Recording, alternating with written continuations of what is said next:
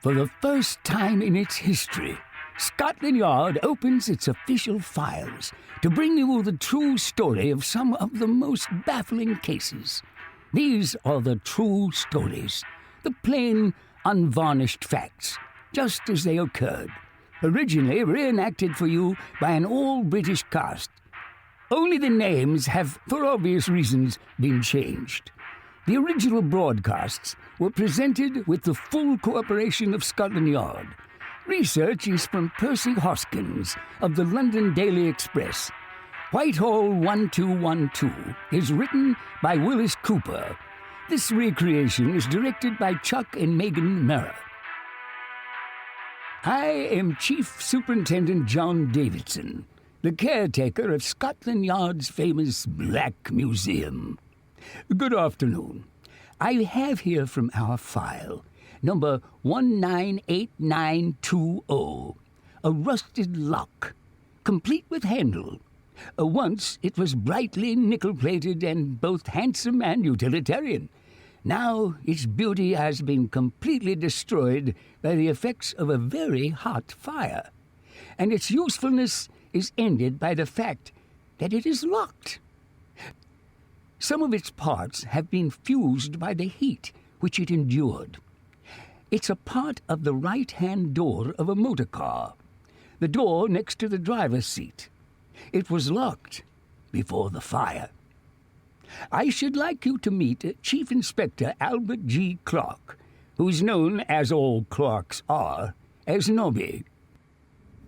The 5th of November, 1605, was the day set by a certain Guy Fawke to touch off a number of barrels of gunpowder he'd secreted in the vaults under the Houses of Parliament, thereby blowing the members of the august body, complete with King James I, through the roof. Unfortunately for Mr. Fawkes, and happily for the monarch, a Lord Monteagle learned about the enterprise and flung Master Fawkes into the dungeon, from which he emerged only to be hanged. Thus, the principal form of celebration of Guy Fawkes Day on the 5th of November is the kindling of cheerful bonfires in which effigies of Guy Fawkes and other gentry are burned to the accompaniment of hilarious noises. Quite late in the evening of the 5th of November 1930, quite another type of bonfire made history near Hardingston, a village quite near Northampton. This is the way they related the story. My name is Spiller, Jane Spiller. My friend here is Victoria Aspinwall. It wasn't truly the 5th of November. It was about 2 o'clock in the morning of the 6th. But it was still close enough to be practically Guy Fawkes Day. Be still, Jane. We're walking home from a Guy Fawkes dance in Northampton. Haddington is only a step away from Northampton. You walk along the main London road from Northampton till you come to the turn-off to the left on Hardingston Lane. Only about 2 miles. 2 miles. First, as we started to turn off to Hardingston, down the lane, a motor car passed us. Going towards London very fast, blinding us quite. Aye, and when it got past us we saw a man. The moon was quite bright, so we could see his face quite well. He hadn't any hat. He climbed out of the ditch onto the metal road. And he looked as if he were mixed up. Wasn't sure what he was doing. And we gaped at him, didn't know what to say either. And it was just at that precise second I saw the blaze round the bend. Down Hardingston Lane, where there shouldn't be any blaze. And I said to Jania, "What's the blaze, you said?" And the man from the ditch. The man without a hat. He said, "It looks as if someone's having a bonfire." A late bonfire, she said. Yes, that's right. And we turned to look in the direction of the blaze. Down the lane, toward Hardingston. And when we turned back to look at the man... he was running away. Hurrying away. That's right, hurrying away. He didn't say a word. He started toward London and then he stopped and looked around. The moon was so bright. And then he turned toward Northampton and he started to hurry that way. We'd have done something, but he was hurrying down the road. Anyway, we didn't care who he was. And there was the bonfire. We just thought it was a bonfire, Victoria. Yes, and so we went on down the lane to see who made the fire. And the fire seemed to be getting bigger, so we hurried. Hurried, and suddenly, there it was. Right there, in front of us. Blazing like blazes. The flames were 15 feet high. But we could see what it was. It was a motor car. And there was somebody in it. In the driver's seat. And he was on fire too. He was dead. The girls had forgotten about the hatless stranger who climbed out of the ditch and ran away. They went for a policeman. Quite a number of men arrived. The fire was clearly visible in the village, of course. and presently it was put out and only sizzled. The unfortunate occupant of the driver's seat was carried away in several sacks and put away to cool in the cellar of the local hospital. Then the two girls remembered the man without a hat, and they told Sergeant Moody about it. Sergeant Moody was the bald-headed one from Northampton. He wasn't very old, was he, Victoria? About 35. 36, I was thinking. 35. He looked like a commercial traveller. He had no hat. Victoria, we said that. He seemed confused, I think I'd say. Wouldn't you, Jane? Bewildered, I'd say. He finally went off to Northampton. He started the other direction first, though. Toward London. But he went down the road toward Northampton. A dark man. Need a haircut. Wore a checkered waistcoat. And a dark red tie. He had a tiny black moustache. And a wart on the left side of his neck. A cut on his right hand. Limped his right foot. Bulgy eyes. Pop eyes. Tall. Weighed about 11 stone. Would you know him again, Victoria? Certainly I'd know him, Jane. It was all very suspicious, Sergeant. Him running away like that. From the fire. I think he had something to do with it. I think you ought to find him, Sergeant. Sergeant Moody and the rest of the Northampton police made quite a point of trying to find the hatless stranger that day, but he wasn't to be found. By mid-morning, both the burned car and the burned victim had cooled off enough for a closer examination. There wasn't enough left of the man, they had decided it was a man, to tell anything about him.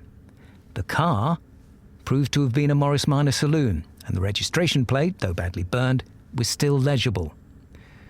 Sergeant Moody? I put in a trunk call to County Hall, Westminster in London to check the name to which the number was issued. We'll have it for you in half a second, Sergeant. That was MU1468, wasn't it? MU1468, yes. That's a London registration according to the book. Quite. We'll have it for you in... Oh, here it is now. The name is Padget. Donald Patrick Padget, address Buxted Road, Finchley. The car is a Morris Minor saloon. Was, you mean? Donald Patrick Padget, Buxted Road, Finchley. Thank you very much.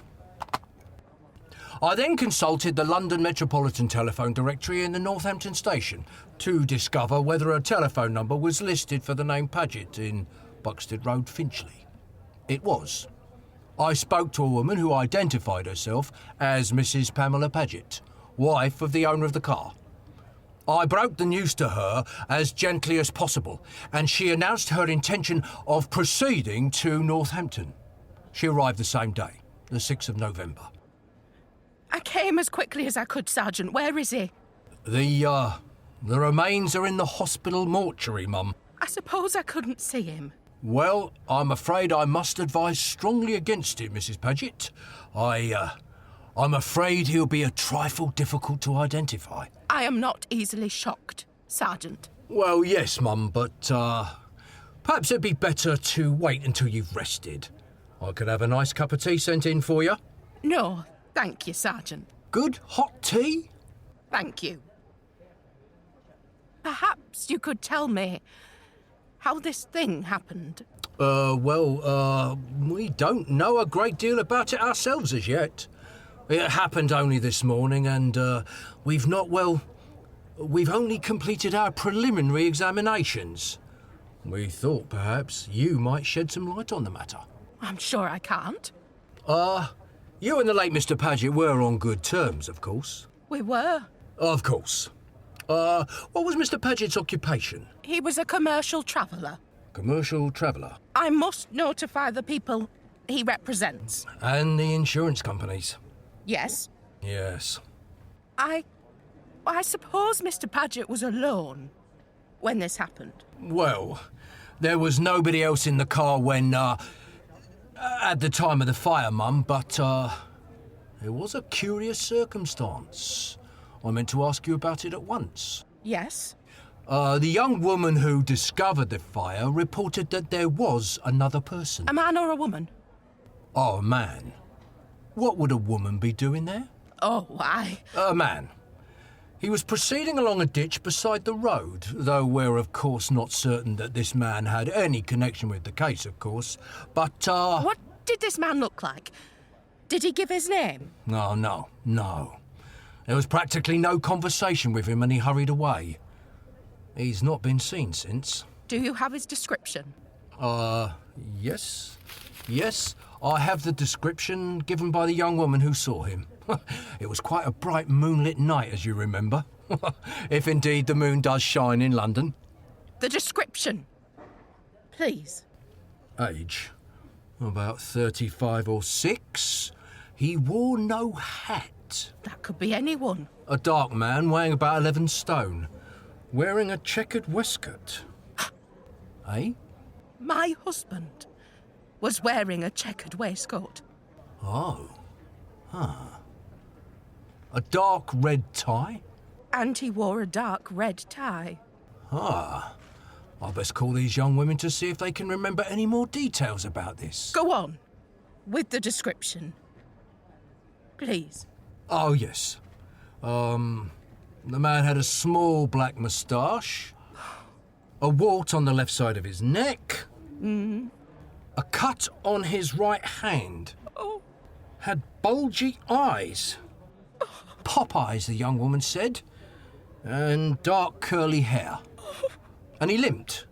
His right foot, he limped. His left foot, Sergeant. Eh? He limped with his left foot. He was wounded in the war in 1916. He limped with his left foot. Do you mean to say you recognise this man, Mrs. Padget? Of course I do. Who? He's the man you thought was burned to death in the motor car. Who? My husband, Donald Patrick. But Mrs. Padget... So Don's added murder to his list of sins at last, has he? The reporters, the self-styled crime men, pounced on the story by mid-afternoon and flung their headline broadcast from Land's End to John O'Groats. Before nightfall on the 6th of November, a third of the people of England, Scotland and Wales were peering into the faces of perfect strangers, hoping for a glimpse of Donald Patrick Padget, the proclaimed fugitive. At Scotland Yard, we went a little more slowly. We weren't as certain as the newspapers. They got me an impression of the dead man's teeth, and when it arrived, I dispatched it to one Clementine Walter, who is Padget's dentist of record. Ms. Walter telephoned me at the yard at 10 minutes after 8, the night of the 6th. Is that Inspector Clark? Yes, Clark speaking. Walter here.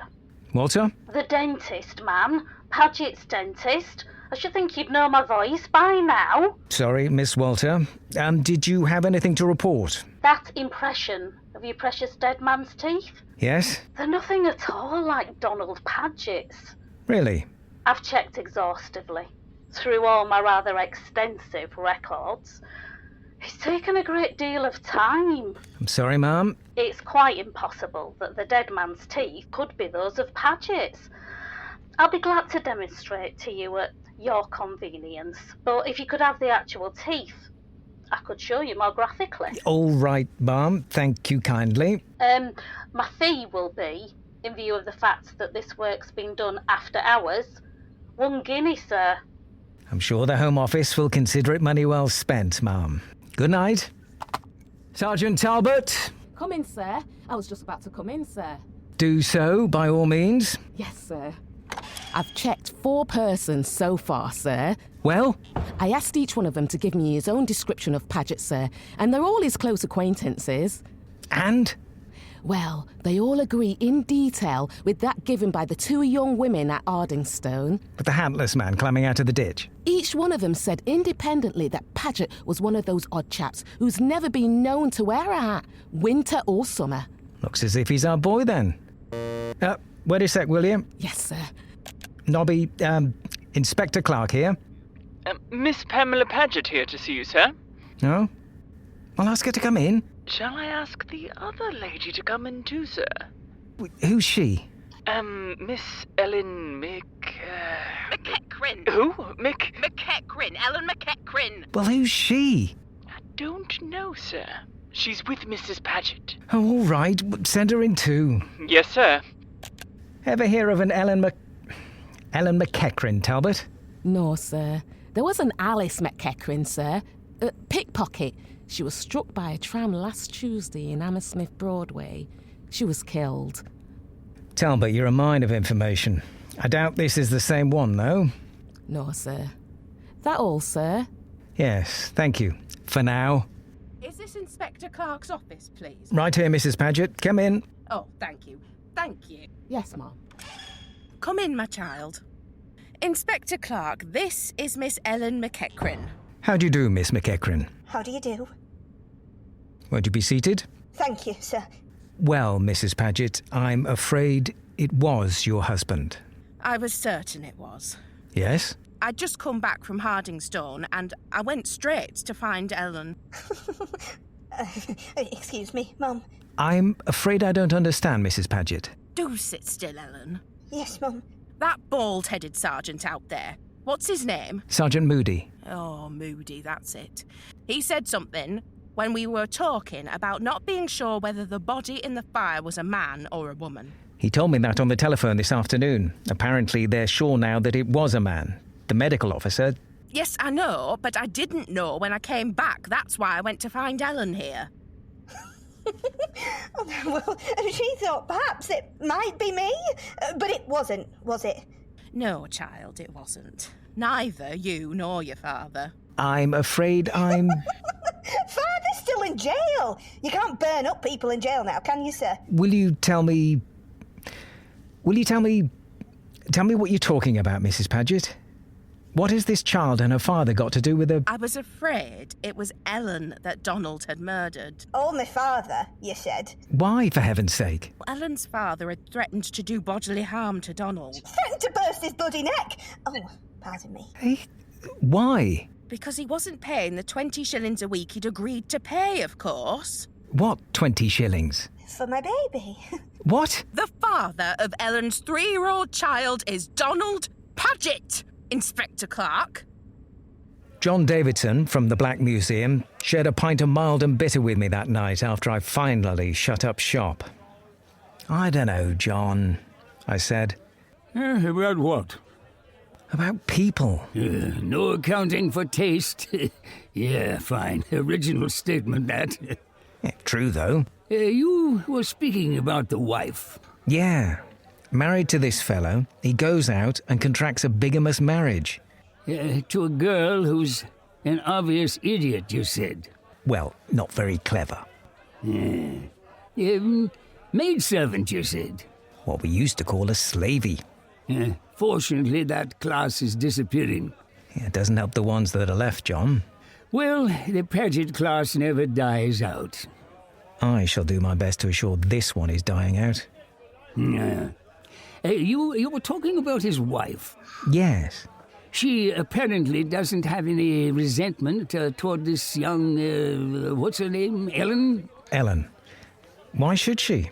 Wasn't Ellen's fault that she has the mentality of a mangle-wurzel. Any resentment she harbours is towards her husband. The missing Donald Patrick Padget, Esquire, who lit one too many bonfires on Guy Fawke's Day. For which, God willing, he'll hang. Do you have any ideas regarding the unfortunate man in the car? None. Well, I know nothing about it, Nobby. But knowing nothing about it, I may have an idea. What? The lawful wife may have an idea too. Mrs. Padget? Explain, please, John. If a man commits, what shall we call it, an indiscretion like this, marrying bigamously and fathering a child. Law of the land calls it a felony. Well, for the purpose of my argument, let's disregard the legality of the thing, Nobby. Now, we have here a situation of a husband committing a grave offense against his wife. And the law? Disregard the law. Intellectually, I mean. He commits this heinous crime. The wife, practicing true Christian forbearance and charity, forgives the man, or at least declines to prosecute him. Well? Now, bear with me. Given that set of circumstances, would not such a man be inclined to repeat the offense? Well, having convinced himself that he'll be allowed, as our American cousins say, allowed to get away with it again. Could be, John. Assuring himself that he need only to satisfy his wife's goodness of soul, her love for him, which she's demonstrated, and the payment to the unfortunate young woman of a sum of money proposed by the courts. Well, I don't see where your argument's going, John. But it's not a bad argument, Nobby, and it follows after one advanced by Mrs. Padget. Assume that the wrong girl's father threatens unpleasantness to Brother Padget. Oh, you're saying that the dead man may be the father of still another victimized girl? That doesn't sound reasonable. Well, Mrs. Padget was convinced it was reasonable in the case of young Ellen, is it?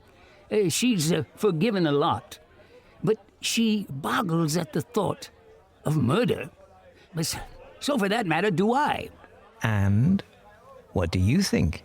Why, I think if I were doing it, I look about and see if the temporarily missing Mr. Padget has made any other excursions into the extramarital. And then I discover whether the father of the bride is enjoying good health, or has recently been the victim of an all-consuming fire. And then I should order another half-pint for poor old John Davidson, who is now extremely thirsty.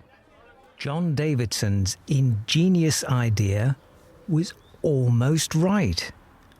Mrs. Padget knew of no other liaisons with women of any age, intellectual state, or social standing who'd been contracted by her husband. We've been horribly unhappy, Inspector, during all our married life. But I've tried to make allowances. Donald was severely wounded in the war. He was buried alive at Vesterbjort, and they despaired of his life for a long, long time. I didn't know about that. He was such a wonderful person, Inspector. Before we were married and he went to France. At Vesterbjort, only 3 months after he went overseas. I made a vow to myself that if Don recovered and got well, I don't want to talk about it. I'm sorry, Mrs. Padget. I swore to myself that no matter what happened, no matter what he did, I would try. I'm sorry, Mrs. Padget, but... He's been unfaithful to me so many times. But this time with Ellen was the only one I knew all about. I was afraid Ellen's father was... Don's mind was affected, you know, by that dreadful wound. He makes mistakes. He does things. He can't hold on to a job. He haven't any money. I've tried so hard, Inspector. But not murder. Not murder. Even if it is Donald. That's why I came to you. If it's murder. Not even for Donny. I went away from there back to my office. It was the morning of the 7th of November, less than 32 hours since the young woman had found the blazing car. There was a telegraph form in its envelope on my desk. I looked at it.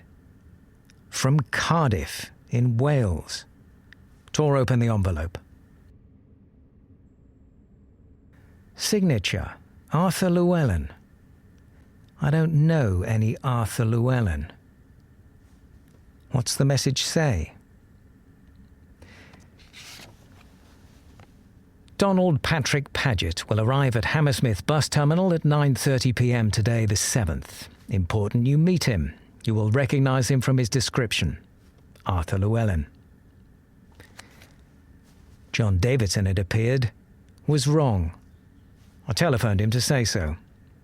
I didn't telephone Mrs. Padget.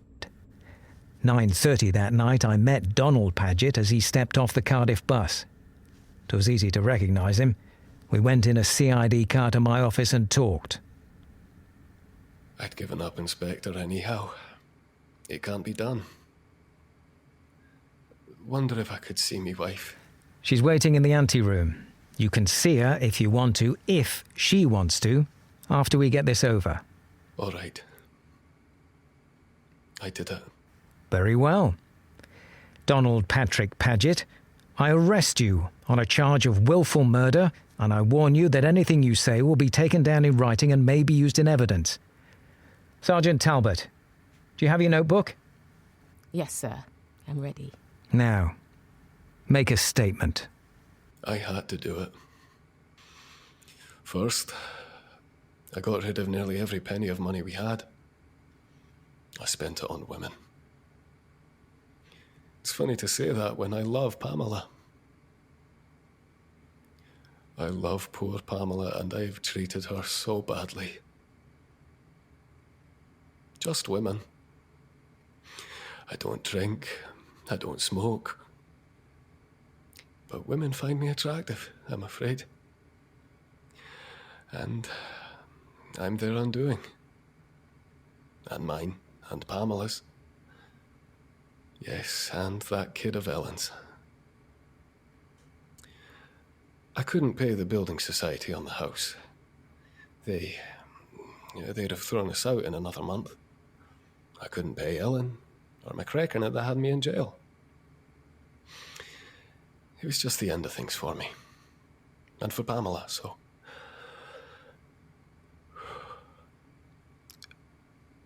I picked him up when he asked for a lift. And I poured petrol all over him. That was after I strangled him and stuffed him into the driver's seat.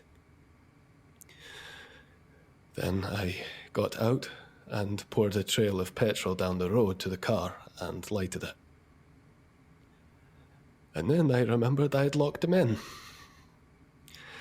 I tried to run back to the car, but it was too late. I ran backing down the ditch, and that was when those girls saw me. The game's up. I had intended to run away and be listed as dead in a motor car accident, and Pamela'd get the insurance. But they'd seen me. I did run away. Isn't very clear to me, I'm afraid. I went to Cardiff. Went to see a girl I used to know. Gladys Llewellyn. But she was gone. And her brother Arthur, he saw me. He hated me for some reason. Did he telegraph you? Uh-huh. I knew I was done for. Can I see Pamela now? Please. All right, Sergeant. Oh, wait. There's one more thing. I don't know who he was.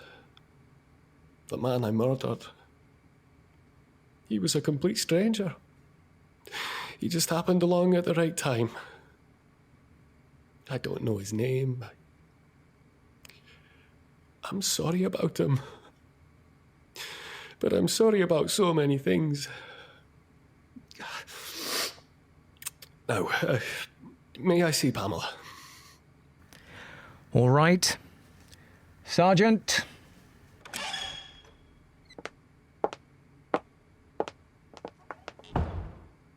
Hello, Pam, darling. Hello, Donny. Oh, Pamela. I'm so sorry. I brought you some of the cigarettes you like, Donny.